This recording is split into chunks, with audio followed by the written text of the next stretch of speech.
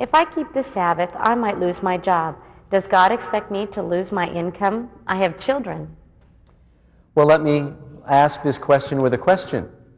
When you get to heaven, if you get to heaven, there are going to be people there who not only lost their jobs, but lost their lives because they chose to obey God no matter what the cost. I've told you that a genuine Christian is going to have the experience of Daniel, Shadrach, Meshach, Abednego, where they said, I would rather die than disobey the Lord.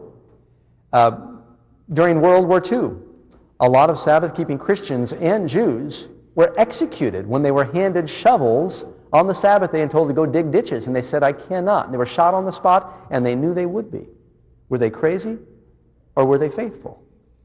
You know, I think if a person does not have a cause for which he's willing to die, you're really not fit to live. I'm quoting Dr. Martin Luther King. And so we ought to believe in obeying God's command. Let me put it this way. What if you're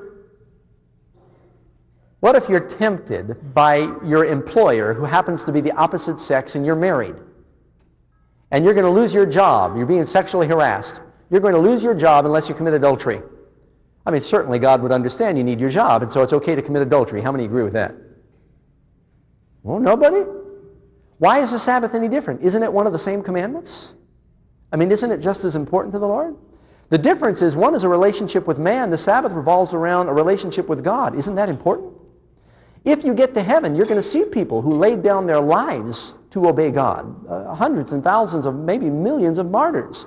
And I can just see you're all gathered around under the tree of life, and someone's going to say, well, you know, I had my arms torn off by wild elephants because I, obeyed God, would not pray to idols, and someone else is going to say, because I was faithful to the Lord, I was stretched on the rack for 10 years, and someone else is going to say, yeah, I was crucified upside down because I would not deny my faith, and someone else is going to say, I lost my job at Taco Bell because of the Sabbath day.